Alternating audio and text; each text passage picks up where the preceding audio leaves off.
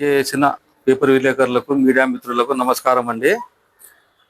ఈ మేము ఒక 3 నెలల క్రితము ఇంతకుముందు సబ్ కలెక్టర్ గారికి ఫిర్యాదు ఇవ్వడం జరిగింది.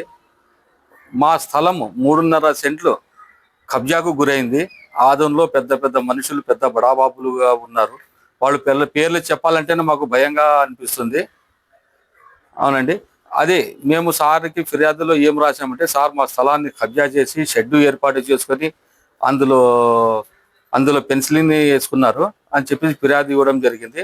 అందులో మాకు సర్వేను చేయించి ఆ స్థలాన్ని ఖాళీ చేపించి మాకు రిపోర్ట్ ఇవ్వమని చెప్పేసి సార్ని ప్రత్యేకంగా కోరడం జరిగింది.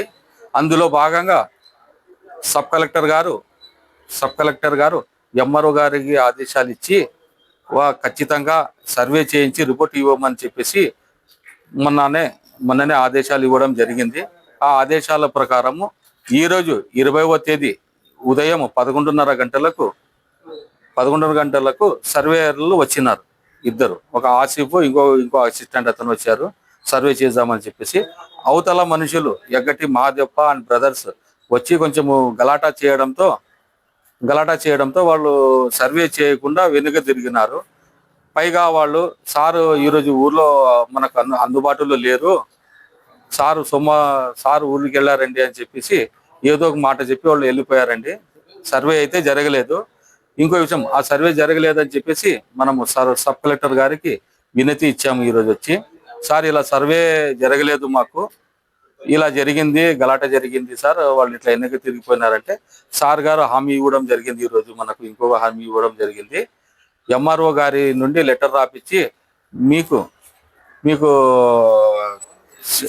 పోలీస్ ప్రొటెక్షన్ ఇప్పించి సర్వే చేపిస్తాము, అతి తొందరలో రేపు మర్నాడులో చేయిస్తామని చెప్పేసి హామీ ఇవ్వడం జరిగిందండి. నా పేరు మడేకార్ గోవిందరాజు. ఇప్పుడు ఆర్ట్స్ కాలేజ్ రోడ్లోనే ఉంది. సర్వే నంబర్ 260లో A4 సబ్ డివిజన్ లో A4 లో ఉందండి. అది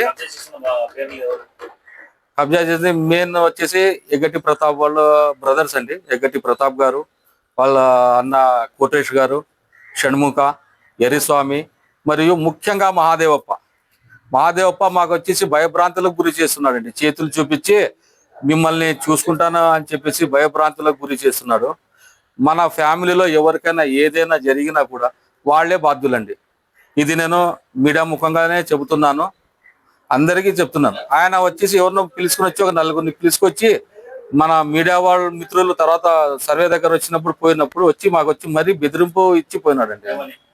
లంజా కొడక మిమ్మల్ని చూసుకుంటాను అని చెప్పేసి మా పెద్దన్నని బెదిరించి మిమ్మల్ని చూసుకుంటానని చెప్పేసి పోయినాడండి మహాదేవప్ప. ఆయన ఇంకొక విషయం అండి, ఆయన ఒక బిల్డింగ్ కడుతున్నాడు. నేను నా 3.5 సెంట్లకి నేను మన చిన్న చిన్న మడిగిలు కట్టుకోవాలని చెప్పేసి పిల్లర్లు వేసింటే ఆ పిల్లర్ని కూడా జేసీబీతో కొట్టించారు. ఇంకోటి ఏం చెప్తాడు నాకు, నువ్వు సర్వే చేపించి కట్టుకో అంటాడు. కానీ ఆయన అంత పెద్ద బిల్డింగ్ కడుతున్నాడు, 10 సెంట్లు బిల్డింగ్ కడుతున్నాడు.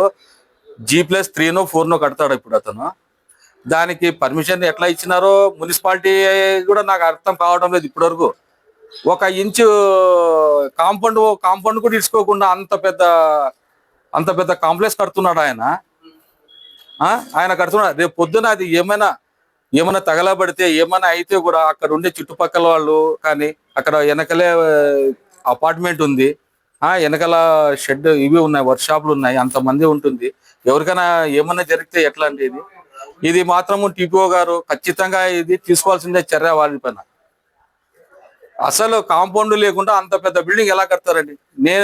నేను కాంపౌండ్ వాళ్ళు కట్టుకుందామని చెప్పేసి పిల్లర్లు వేస్తుంటే నాకు మున్సిపాలిటీ వాళ్ళు వచ్చి ఆపినారండి. ఆ రోజు 3.5 సెంట్లకే నాకు కాంపౌండ్ అడిగినారు వాళ్ళు. కేవలం కాంపౌండ్ కట్టుకుంటున్నాను నేను, ఇంకా బిల్డింగ్ కట్టుకోవటం లేదు. కాంపౌండ్ కట్టుకుంటుంటే నిలబెట్టి ఇచ్చినారు. ఈ రోజు వరకు పని నిలబెట్టి ఇచ్చినారు.